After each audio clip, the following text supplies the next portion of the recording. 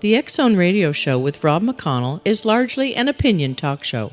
All opinions, comments, or statements of fact expressed by Rob McConnell's guests are strictly their own and are not to be construed as those of the X-Zone Radio Show or endorsed in any manner by Rob McConnell, Relmar McConnell Media Company, the X-Zone Broadcast Network, its affiliated networks, stations, employees, or advertisers.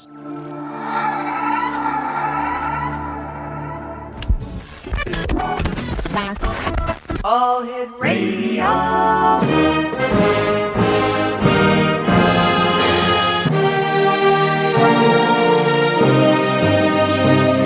Welcome to the X-Zone, a place where fact is fiction and fiction is reality. Now, here's your host, Rob McConnell. Welcome back to the X-Zone, everyone. My name is Rob McConnell. We're coming to you live and around the world on the Talkstar Radio Network from our studios in Hamilton, Ontario, Canada. Our toll-free number is 1-877-528-8255. That's toll-free throughout the U.S., Canada, Alaska, and Hawaii at 1-877-528-8255. My email address is xzone@talkstarradio.com. On MSN Messenger, talkstarradio@hotmail.com. And our websites, www.xzoneradio.com and xzonetv.com. My guest this hour is Dan Clark, and we've had the pleasure of having Dan on the show before.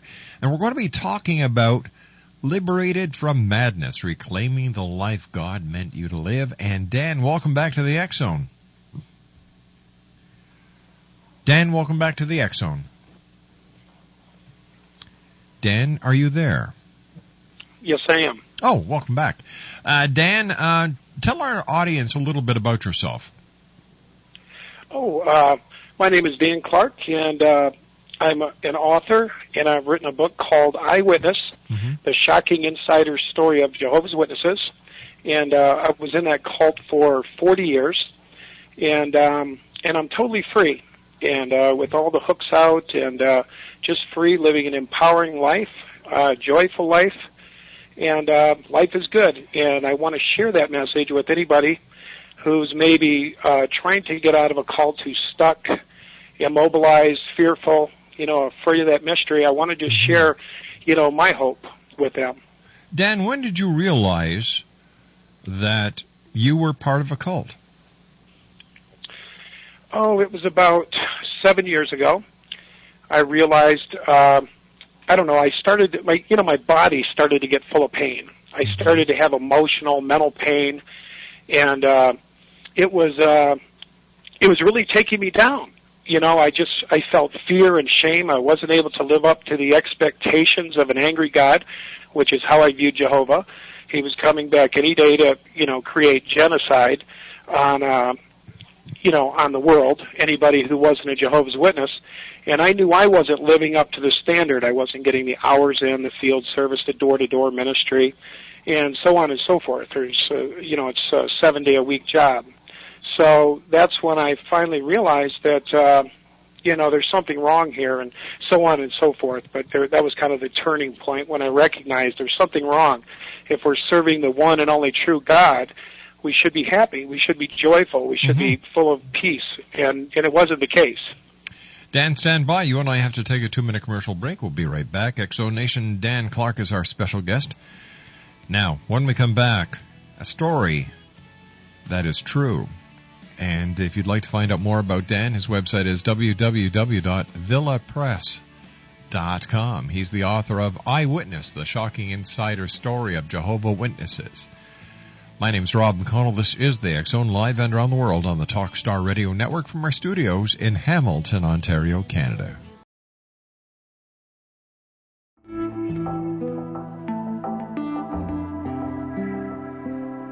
Take a step back in time and discover old Florida cuisine at Marsh Landing Restaurant in Fellsmere.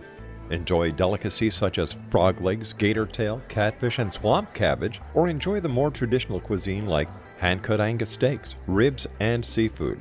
Join us for breakfast with a southern flair featuring sweet potato pancakes, biscuits and gravy, and much more. Planning a party? Marsh Landing's private dining room can accommodate groups from 8 to 80 people. While you're visiting, enjoy the historic pictures, artifacts, and stories that line the walls. Marsh Landing is truly a unique experience. Marsh Landing Restaurant, 44 North Broadway in historic Fellsmere, or visit marshlandingrestaurant.com. Marsh Landing, Old Florida cuisine at its best.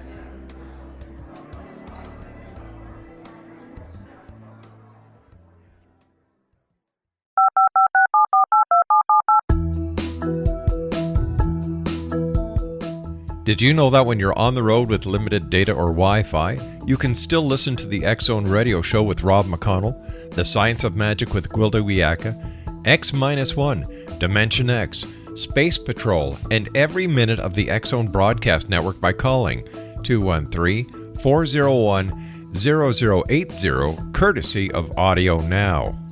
No smartphone, app, or internet needed. It saves your data plan and it's free if you have unlimited minutes. Call 213-401-0080 to listen on any phone, anytime, anywhere.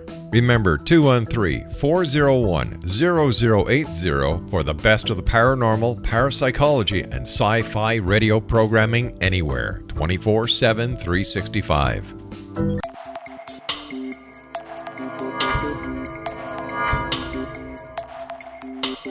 Are you interested in the paranormal, ghosts, UFOs, or psychic phenomenon?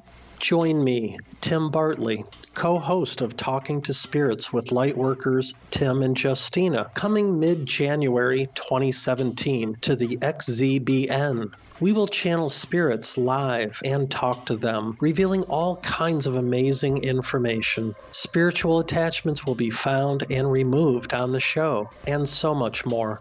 To find out when you can listen to Talking to Spirits with Lightworkers Tim and Justina, visit www.xzbn.net for listeners on both sides of the veil.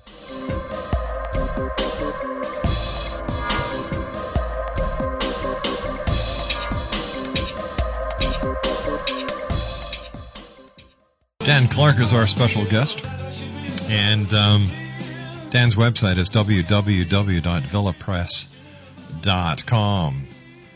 Dan,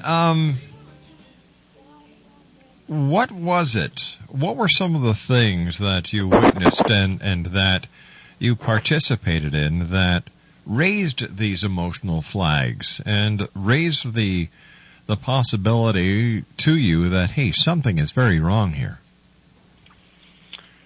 Well, it was just, the door-to-door ministry, turned into hours, or if you had enough hours, it was you could have privileges within the hall.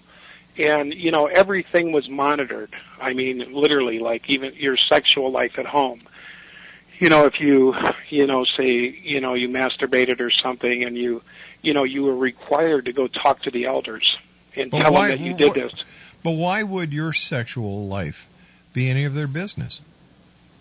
Well, it was because it was scriptural, because it could bring, reproach on the congregation, because it was leading up to wrongdoing. You had to share the most intimate of things, your sexual relationships, even with your wife. If the watchtower had something in there about sex, and you felt like you weren't in alignment with it, then you would have to, tell the elders. What happened besides the sexual aspect of it, what else? Yeah. What else? It was just the whole thing. As I started to go door to door, I started to see people who were really wonderful. Mm-hmm. People that looked like good, wholesome people with good families and nice cars and homes. And I started to say, could we be the only ones? Could we truly be the only ones? And that started to wear on me. I saw, I started to see that a lot of the sisters were on Prozac and Paxil and antidepressants, and I started to, I just started to notice things. I'd go to a book study, and I'd see a sister there that looked like she was 30 years older than she was. Her hair was falling out, and I was thinking, what's causing this? Why do they call this the sisters are on Prozac? What's all this about? And I realized it was how can you go to a meeting, literally 5 meetings a week and 7 days a week, studying, going door to door. It's like that's not life. And then there was the part also about waiting for an end to come.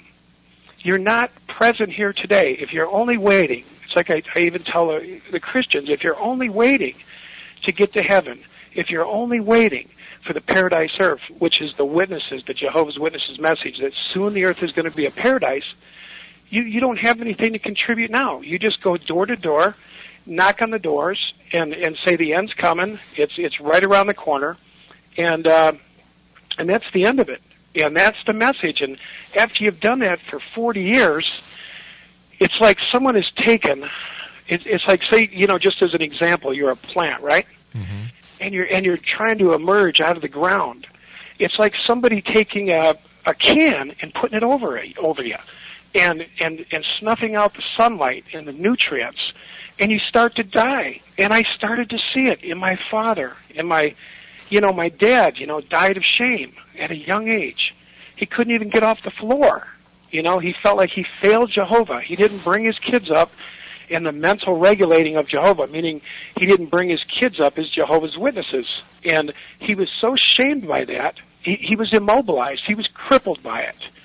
And that's that's what was happening. I started to see this is a fear-based, shame-based organization that you serve God out of fear, because one day he's going to come back and he's going to kill everybody, who's not a Jehovah's Witness. We're out there warning people to get to know Jehovah before it's too late. So those were some of the things that started to come into my awareness, that this can't be right. This absolutely can't be right. I met too many wonderful people. Now, does that make sense? Yeah. You said that you had, were you in the Jehovah's Witnesses for 40 years? 40? Yes, I was raised a Jehovah's Witness from birth. What is the rate, the percentage of people who actually leave the Jehovah's Witnesses after a while? Is it very high or is it very low? I don't know exactly, to be honest with you. Okay. I think it's a fairly large rate. I think more people are leaving now. The prophecies that we all look forward to, like a large amount of them left in 75, right? Because there was a prophecy that said it was 6,000 years after, from the world's beginning till 75. So they did everything but say that it was on that day. Then I was in the 86 prophecy, okay? And they said in 1914, when peace was just imminent, it was just the whole world was peaceful, World War I started. Mm-hmm. So they said that was when Satan got hurled to the earth. So they came up with a prophecy that said from 1914 till present day, we're 70 years into the generation that's going to see the end. And in Matthew, it talks about there'd be a generation that would see food shortages, earthquakes, famines, and all these things. And then it says, and then in this generation, the end would come. So the witnesses prophesied from 1914 there would be 70 or 80 years, which would bring you up into the 80s, 96 arena, and then the end would come. So we started studying the Revelation book. We started, we were going over all the prophecies of Revelation and the beast, and everybody was excited because the end was coming. The paradise was soon. Well, do you know what happened? Nothing. And there was no apology. There was no, we're sorry, that we were wrong. There was no apology. And my father lived for that day. And my mother lived for that day. They postponed medical things that they needed for their health. They postponed their savings. They postponed school and college because you're using the world to the full. And we don't want to use Satan's world to the full because all those that are in the world are passing away. And so is his desire, but he that does the will of Jehovah remains forever. So that was the prophecy that never came true. So what happens in 96, they started to change everything. The Watchtower comes out with a new article, and guess what it says? The light got brighter. Jehovah has shed new light. And it's like, okay. And it's like, what's the new light? Well, it's not the light got brighter. It's a new light. It's the generation, the new prophecy now was the generation wasn't a generation as we knew it. And this and that and the other. But the whole thing changed. And what my question was, is if Jesus, they call himself the faithful slave, okay? Which means that Jesus Christ passes down literature through their organization and dispenses it out into the world, right? So they're a faithful slave. They say, thank you, Jesus. They put it in their watchtowers and awake, and they dispense it to the world, right? Yeah. So if they're the faithful and discreet slave and that message changed, who's wrong? You're saying God is wrong. You're saying Christ is wrong. If you're saying they said in 70 or 80 years from 1914 the end would come, well, the witnesses will never, ever apologize for anything they did wrong. They will not apologize for the fear and shame. They will not say, we made a mistake here. We made a big mistake, and we've offered you guys hope, and there wasn't any hope. And the whole thing is, why would you just look for the end? I mean, why would God create us just to destroy us? Yeah, to live 70 or 80 years only looking for an end, knocking on doors every day for the rest of our life, and that's our life. We go out the doors 2 by 2, and then we go to the meeting and we get counseled on how we did at the door. Well, Brother Clark, you didn't talk from your own words. Brother Clark, we think you could do a little better. You need to study the Watchtower a little more so you could puppet the message a little bit easier. Brother Clark, we'd like to hear you comment in your own words. Brother Clark, are you having a family home Bible study? What's going on in the bedroom? It goes on and on and on. And the reason I'm so fired up about it is when I see people today, I know that they are created in God's image and likeness. And there's a potentiality for everybody to shine and be bright and to be a part of the world and share and contribute and offer hope and to be a fountain of water of life for somebody. Jesus said, come and drink life's waters free. I believe when we become whole, we become those fountains of water and for one another. And it's refreshing. And ever since I've lost my judgment of people, because I used to say, you're dead. You didn't accept our message. You're dead. And ever since I've lost that judgment, I've found that there's wonderful people in the world. The world is full of angels and just beautiful people. And when I got that shame off my back and that fear, I mean, the most wonderful things happened to me. I met the most wonderful woman in my life. And I've been blessed beyond measure. I mean, I've become an artist. It just came out of me autonomously. I could paint beautiful paintings. And, the music just comes forth. And I just want that for everybody. When I look at somebody and I see shame and fear, they say, God, I hope I'm making God happy. It breaks my heart. It breaks my heart. Dan, I've heard that once you leave the Jehovah's Witnesses faith, that you are cut off from all of your family and church family. Is this true? And if so, how have you dealt with this? Well, the way you deal with it, honestly, the old song. It says, if you can't be with the one you love, love the ones you're with. Mm-hmm. It's the absolute truth. You don't have a choice. When your family cuts you off, that's it. You just say goodbye, and you don't think it's real. At first you think, this is my family. They can't be serious. And then the next thing you know, you're cut off. My wife's been cut off from her family. She's was in a little bit different type of cult. Kids don't talk to her. They got grandkids. It's disgusting. But you know what you do? The world, the people in the world, there's lots of wonderful people out there. And that is my message to anybody who's out there that is wondering, where do I go when I leave this organization and all these friends and all these people? Where do I go?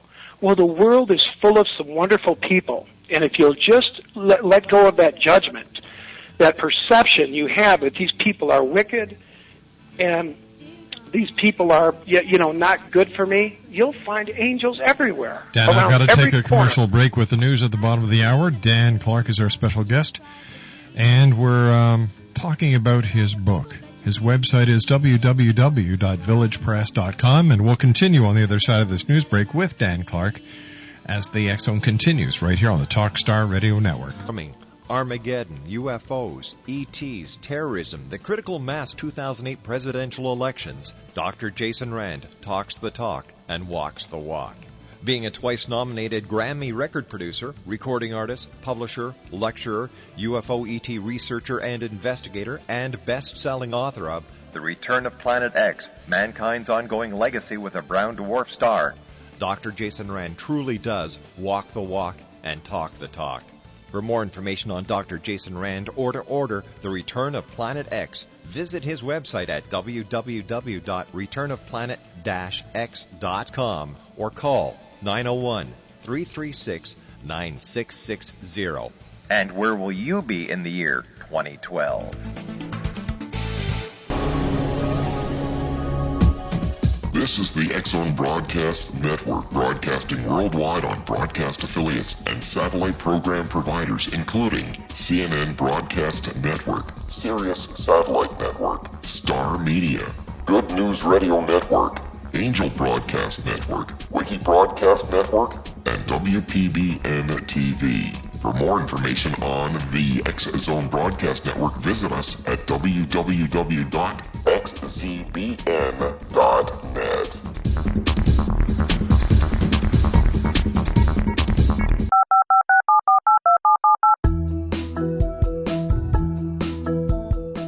Did you know that when you're on the road with limited data or Wi-Fi, you can still listen to the X-Zone Radio Show with Rob McConnell, The Science of Magic with Gwilda Wiyaka, X-1, Dimension X, Space Patrol, and every minute of the X-Zone Broadcast Network by calling 213-401-0080, courtesy of Audio Now. No smartphone, app, or internet needed. It saves your data plan, and it's free if you have unlimited minutes.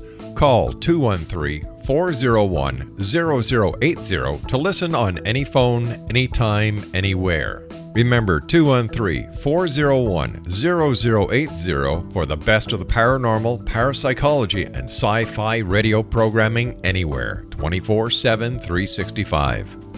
Welcome back to the X-Zone, everyone. My name is Rob McConnell, coming to you live and around the world on the Talkstar Radio Network from our studios in Hamilton, Ontario, Canada. Our special guest this hour is Dan Clark, and we're talking about Dan's plight, or flight, I should say, from the Jehovah's Witness organization. Dan, one of our producers would like to know something about a spanking room. Is there such a room in the Kingdom Halls where children or those who act up during a service are spanked and chastised? No. There's basically all the children are to be in the auditorium, as with other faiths like the Jehovah's Witness. They're in the auditorium, and then when they act up, you want to either discipline them in their seat, either by a smack or whatever you need to do, a dirty look. But if your child is screaming, and I could understand why they'd be screaming, because they're sitting in a 2-hour meeting and they're told not to move, not to be still. And then you go into the bathroom. What they do is they'll take a kid up, they'll jump out of their chair, and then they'll carry it to the back and usually be spanking it in kind of a codependent manner, so that the rest of the hall can see that they're disciplining their child appropriately. And then once they get to the bathroom, you hear a real paddling. I hate to say it like that, but you hear a real paddling and a kid screaming at the top of its lungs, and then they bring it back out in the auditorium to sit the next hour or however long the meeting is.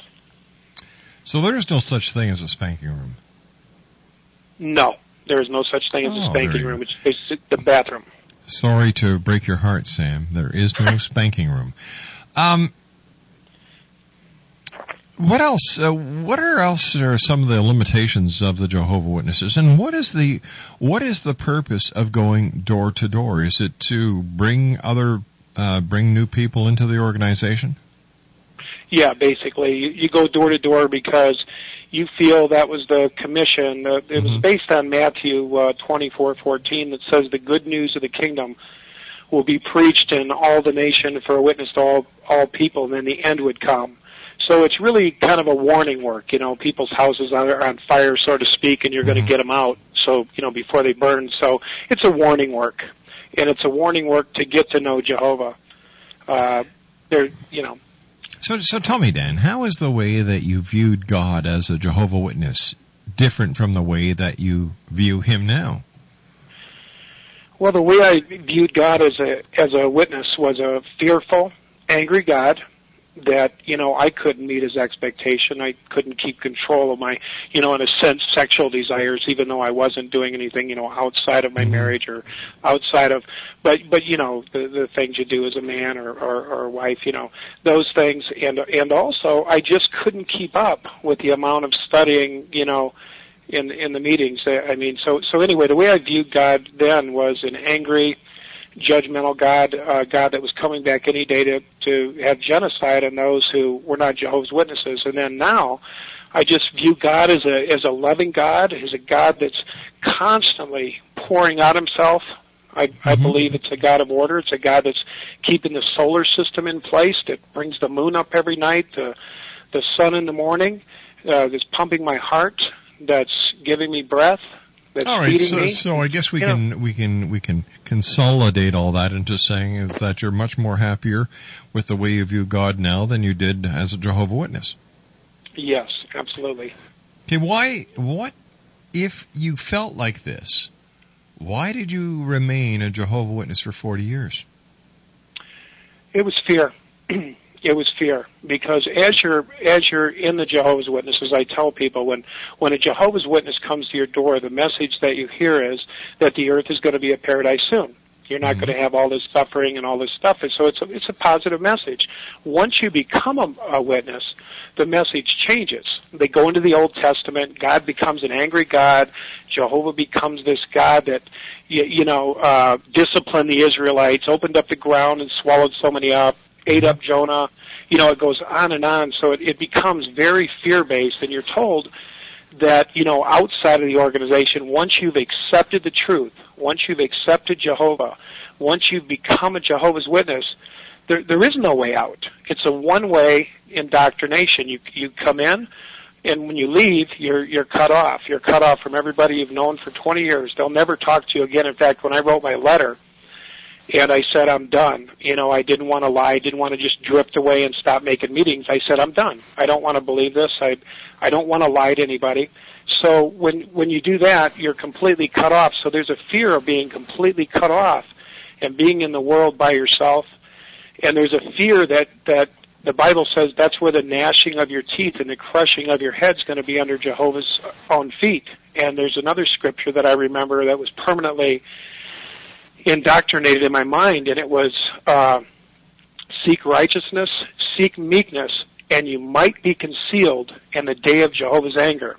So Jehovah's coming back. He's coming back with a vengeance. He's going to vindicate His sovereignty. He's going to vindicate His name, just like He did with Pharaoh.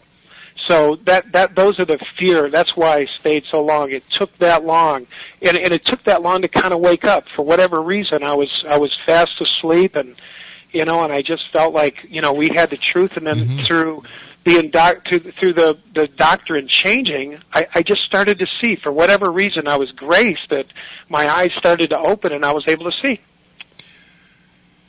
If somebody joins the Jehovah's Witness, what kind of rituals do they go through? For example, are they rebaptized? You're baptized. You study a book. You come in, you study a book. You meet with 3 elders. You agree to all the things they want you to agree to, which is there's no Trinity. We don't celebrate Christmas. Ours is the true religion. We have the faithful and discreet slave. I forget how many questions there is. I thought there was 80 or something like that. And you go over a certain amount of them with one elder, and then a certain amount of them with another elder, and then a certain amount of them with another elder. And then they get together, say a prayer, you get baptized, you become a witness. And by that time, you're already going door to door. You're already giving talks. You have to join the Theocratic Ministry School so you know how to public speak, and so on and so forth. Then, of course, you don't celebrate Christmas, birthdays, holidays, anything like that. You give all that up because it's pagan and it's part of the world, and the world's passing away. So you don't want any part of it. It's what separates the witnesses from everywhere else. You don't take blood, so on and so forth. Do they recognize Christ as being the Son of God? Yes. Then Christ is the Son of God. Go ahead. Then why don't they celebrate Christmas? Because, there's a couple of scriptures. One shows, there was a couple of scriptures that showed on a birthday or one, it's a pagan holiday. They say that Christmas was an intermixing with, the sun god Saturnalia with Christianity, so we wouldn't want any part of paganism. And then 2, Jesus' birthday wasn't on that day. So again, it's being separate from the world. Really, the other part of it, it just makes them different. That's why they have the truth. That's one of their little deals. Why don't they stand up to the national anthems? Because the flag too is pagan, and it's part of the world. It's a pagan image. So they just don't. They're neutral when it comes to the world and and war and the flag, and they don't vote. They don't have any part of the world. It's Satan's world, so they're completely neutral. So you mean you wouldn't find a Jehovah's Witness as a member of the armed forces or law enforcement? No, they would go to prison. They would. I don't know. They'd go to Canada. But basically they wouldn't go to war. No, they have to be neutral. I don't. Regardless, And yet they reap the wonders and the good that these people who fight wars ensure for them. Do they pay Absolutely. taxes? Do they pay taxes? Yeah, they pay taxes, and but they'll be the first to collect unemployment. They'll be the first to take advantage of welfare. They'll be the first to do any of those sort of things. But as far as charities, they'll give to their own. But they're really, when I was in there, we weren't given to charities. We were just we would send a truckload down to say if Florida got hit by a hurricane, we'd make sure our brothers were taken care of. Mm-hmm. You know what I mean? There's really a counseling against intermixing with people of the world and worldly people and that sort of thing because they don't know Jehovah. Yeah. So if they're getting broken into, do they call the police? If their house is on fire, do they call the fire department? Yes, absolutely. Yes, they take advantage of all those. So it's very one-sided, existence then. Yes, and it's all governed. It's like a lady told me one time. She said, "You listen to those little old people in New York, and you don't even know who they are." And I had to say, "Yeah, I did." And she told me one day, "What if they told you to wear brown? What if the Watchtower came out and said wear brown?" And you know what? We'd wear brown. Honest to God, that's how powerful that Watchtower is. Nobody questions the Watchtower. If you question the Watchtower, you're out of there. All right, what is the Watchtower? The Watchtower is their magazine that keeps watch on world events as it fulfills Bible prophecy. And it's a bi-monthly issue. You got the Watchtower one week, you got the Awake the other week, and it's just a thing that says, see, the world's in trouble. You see, there's earthquakes. See, the Bible said there'd be earthquakes in the last days. There'd be food shortages, earthquakes, and all this stuff. So it constantly keeps people, it just promotes their message. It has nothing to do with contributing. So what they basically do, if I understand it correctly, is they use world events to fulfill their prophecies. Yes, their prophecies. That's right. And everybody follows blindly. Whether they change the prophecy or they don't change the prophecy, it amazes me. Now that I'm outside, they just continue to change things. The Watchtower comes up with a new idea, like it used to say in 75, right? A woman had to scream rape. In 76, she didn't have to scream rape if she was being raped. She was in trauma. In 78, she had to scream rape. 79, she didn't have to scream rape. And it's like, who are these men? Who are these men in New York that are, that are telling us these things? It sounds like what Jesus said. You're saying wash up to your elbows, do this, do that, and it has nothing to do with serving God or being a light in the world. What is the background of the Jehovah's Witness organization? The background in what sense? Well, how long have they been around? What has been their foundation? Who founded them? They've been around since the 1800s. They were founded by Russell. They used to be called Russellites. There was a lot of things they were into. They were into pyramid. They buried some of the governing body, which are the ones who are leading the organization in Brooklyn, New York. They buried them under pyramids. If you do any kind of research on the internet, you'll see they've been into all sorts of things, and they've constantly changed. At one time, they celebrated Christmas, and then they didn't celebrate Christmas, and they've just continued to evolve in their own way. So that's about how long they've been around, and that's kind of the background. It was kind of a man-made organization. They've had printing presses, so they started printing the Watchtower and Awake and distributing them worldwide. Then they started to grow, and then it's been kept alive through prophecy. It's been kept alive through this world ending, and I don't know all the dates off the top of my head, but even as early as 1923, 1940s, 1950s, they had prophecies that kept this thing alive. And I just was aware of the 75 prophecy and the 86 prophecy, and when the people left, when these prophecies don't fulfill, some of the people leave. They say, I don't believe this anymore. And they say, well, Jehovah's just cleaned out his organization. That's the message to the organization. Jehovah's did a clearing, and so on and so forth. Dan Clark is our special guest. www.villapress.com. What kind of feedback have you received on your book from the Jehovah Witnesses? Well, I'm viewed as an apostate. I'm viewed as one that speaks against the organization. But as far as people who read the book, could I speak on that? Sure. Most people say they can't put it down in one reading. And I've had even therapists that say, Dan, I can't do anything with these Jehovah's Witnesses. So I left them a stack of books. And they've shared them with different Jehovah's Witnesses that were in trouble, either, with alcohol or whatever. And this last one that I heard was completely detangled from the fear. All right, stand by, Dan. We've got to take our final break for this hour. Dan Clark is our special guest. His website, www.villapress.com. In the next hour, Dr. William Schneid and I will be talking about 3 more police officers lost their lives with a gun again. Is it time that the United States of America actually takes a good, hard look at gun control?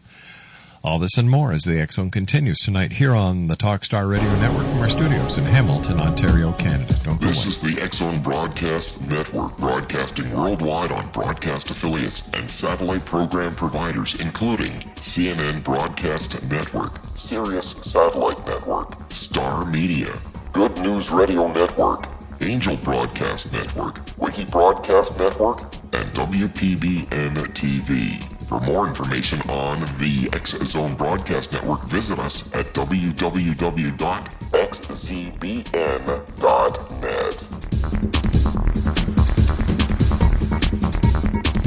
19 Sergeant Central. 19 Sergeant check. Officers on the scene. Hi, I'm Larry Lawson, host of Paranormal Stakeout. With over 36 years in law enforcement, I have learned a few things. The most important is the proper gathering and preservation of evidence is vital to putting the bad guy behind bars. It's no different in the world of paranormal investigation. Whether it's the search for the afterlife, cryptozoology, UFOs, and extraterrestrials, how we gather the evidence, preserve that evidence, and present it to a jury of our peers will make the ultimate difference in proving the existence of worlds and entities that are beyond our imagination. Join me, Larry Lawson, every week on Paranormal Stakeout when, along with my guests, we'll take a journey to prove with indisputable evidence what man has struggled to believe for centuries. Go to xzbn.net for the broadcast schedule and check me out at paranormalstakeout.com.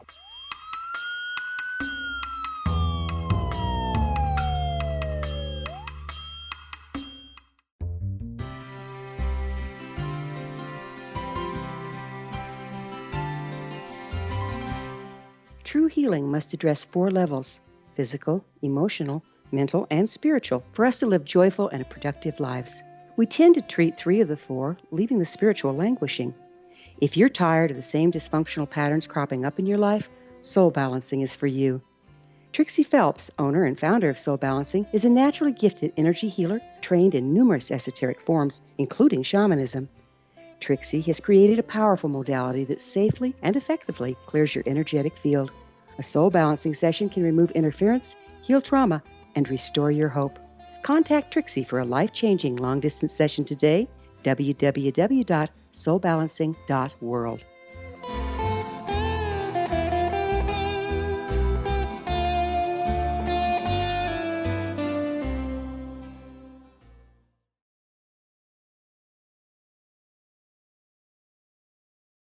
Dan Clark is our special guest, www.villapress.com. First of all, Dan, thank you very much for joining us tonight. It's always a great pleasure talking to you. What message would you like to leave with the X-Zone Nation tonight? The message that I'd like to leave with the X-Zone Nation is to tell people, do not shrink back. You will lose yourself forever. When that divine, I call it divine frustration, is what I call a divine alarm clock. When you start feeling that, when we feel that hopeless, lost, unempowered, we have to move forward. And it's like the Red Sea, where's the promised land? It's always on the other side of a Red Sea. It's always on the other side of the giant. So I would tell people, do not shrink back. There's no shrinking back. You've got to honor that voice within, the small voice, however you want to call it, and you have to move forward, and you have to walk into the mystery. And you'll find that it's not so bad, and it's always been. If you look at the Bible metaphorically, you got to have faith, you got to move forward, and you got to know there's something better. And I would also tell people there is a power greater, and we can surrender to that power, and it has organizing abilities, divine guidance, and I've said and I've heard it said that sometimes we got to tear a few pages out to make room for a divine idea. So I would encourage people to just surrender. It's scary, it's fearful when you're leaving an organization where you're so busy and you're walking into this world that seems so empty, but it's full of the majesty of God, the beautifulness, the creativity, all those sort of things are awaiting you.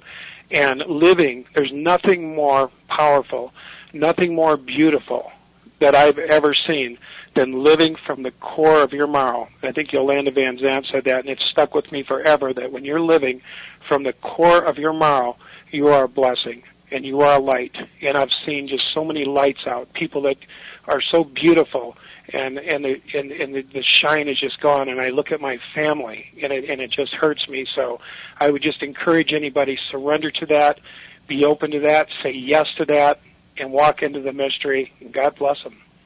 Dan, is there any place where people can go to be deprogrammed? Yes, there's some websites on my website where they can go. There's some counselors and there's some deprogramming people. Off the top of my head, I don't know, but my website is full of resources. And they can go there, and there's lots of resources. And a lot of these people that have been in some of these resources, these people have been in cults, and they've come out the other side, so they know how to listen, they know how to validate, and walk people through it. Dan, once again, I want to thank you very much, and to you and yours a very happy Easter. Take care of yourself, Dan. Thank you. Yep, Bye-bye. You too. Bye. Dan Clark, www.villapress.com. When I come back from the news at the top of the hour at 6.5 minutes past, I'll be joined by Dr. William Schneid. We're going to be talking about those 3 police officers who responded to a call and were killed in cold blood by a gunman. Is a time where the United States looks at other nations who have gun control. I know it's one of the rights, but you know what? It's time that guns were put away and that the right to bear arms should be no more. That's just my opinion. After all, this is the X-Zone, a place where people dare to believe and dare to be heard Monday through Friday from 10 p.m. Eastern until 2 a.m. Eastern on the Talkstar Radio Network. Dr. William Schneid is up next here on the X-Zone on Talkstar.